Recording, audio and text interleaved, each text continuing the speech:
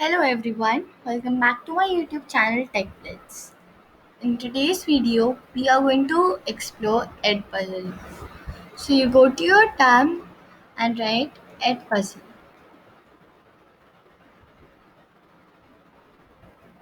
So in Edpuzzle, we can easily create interactive video lessons. Okay, so there are many sites like YouTube, Crash Course, Khan Academy, etc. From where you can take videos, you can add your own voice to it, you can add questions, you can add notes, and the questions can be of multiple types. They can be multiple choices, they can be open-ended, they can be short answers, etc. And over here, like if you don't want to take it from some other site like YouTube, etc., you can even put your own video and add questions to it. So let's get started. So over here you can see Edpuzzle. So over here you go, click on Edpuzzle, and if you are new to it, so it's over here. You can see if so you can reinforce accountability. You can engage students, save time, and in US it's being used by 50%, more than 50% of schools. So if you're new to it, you can sign up, and if you already have it, then log in. So there are two options, whether you are a teacher or you are a student. So first let's see from teacher, and there are two options: sign in with Google and sign up with Edpuzzle. So I'll sign in with Google. Choose your account. So your first name, last name, and email is already there. Now we can add a password if we want. So I'm adding it. You can add referral code, it's optional. And if you don't want to, then even password is optional. If you don't want to, then click over here. I agree to Edpuzzle's terms and services and privacy policy, and then create new account.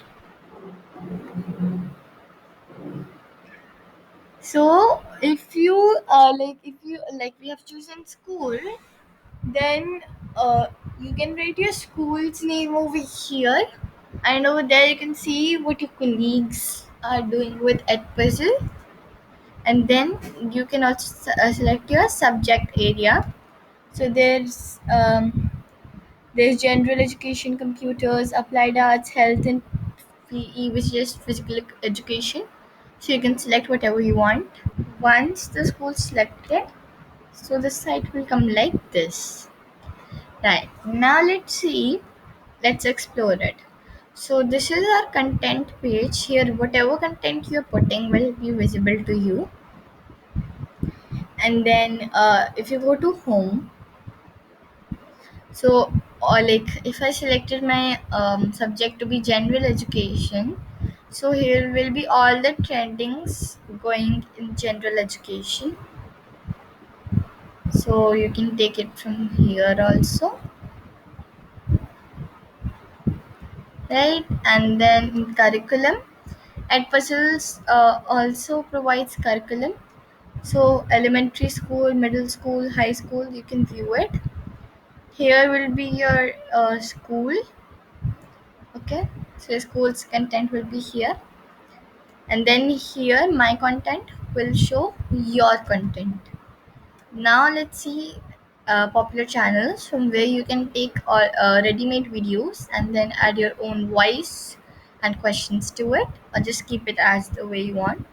So you can take it directly from Edpuzzle. You can write whatever you want, the topic. You can take it from YouTube. You can take it from Khan Academy, National Geographic, TED Talks, Veritasium, Numberphile, and Crash Course. So these are the popular channels, and here you can search content. Now let's see how can we upload our own content. So when you come to my contents page, something like this will come. Here you can see a blue button which says add content. You click over here and there come four options: create a video, upload a video, student project, and new folder. So you can create a folder, and you can upload a video or you can create a video. So let's say that I want to create a video. So if you create a video, so something like this will come. I'm going to take a ready-made video. So let's say Dr. Binox. So I'll take this life cycle of a frog. So you can play it. So like before it starts, I want to add my voiceover. So over here you can see three options: assign, copy, and edit. So click on edit,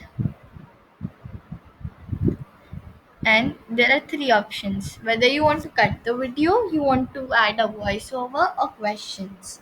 So if you want to cut the video, so like this, you can move it. Like I want it till here only.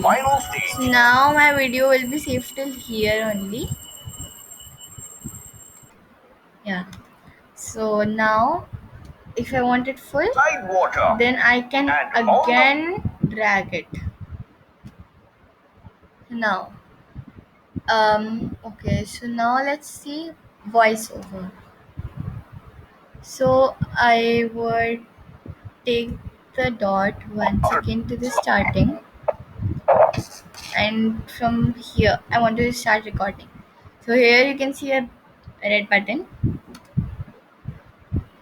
Okay, so now let's watch this video, and then you click on stop recording. So your recording gets saved, and over here you can see this. So now let's see how does it look like. Okay, so now let's watch this video. Yeah, you see it? We are sorry, Mr. So my voice has been recorded over here. Now, if I want to add questions, so I go over here. Yeah, one more thing. If we want to delete a voiceover, there's always an option. Now I go to questions. So there are three kinds: multiple choice question, open-ended question, or you want to add a note. So you can drag wherever you want. Okay. So if I want to ask them over the question to my students over here, and I can add multiple choice questions. Over here, I'll going to write my question.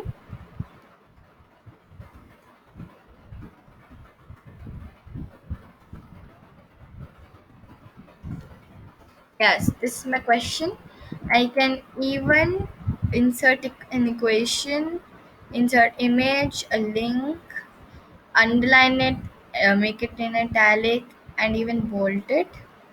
And over here, I can write my answers.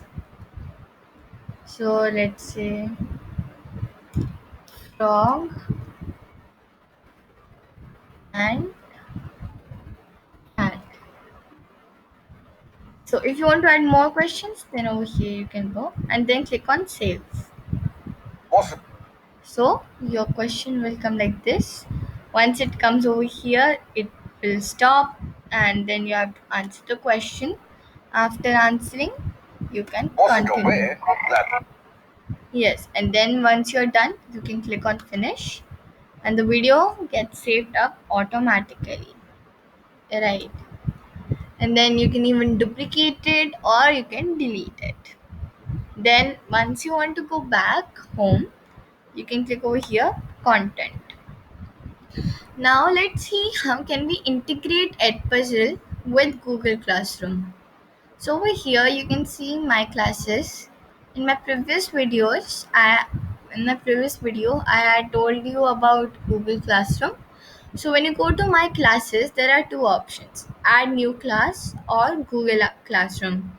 So if you already have a Google Classroom account, that's really good. because then it would be easy for you to import students. So if you don't have an account, you can go to add new class, enter the class name, add a description. This is totally optional, and then you need to choose the class type. There are two options: classic and open. So this is like this, okay. And if you click on open, this is this. So I'll choose classic, and then I'll create class.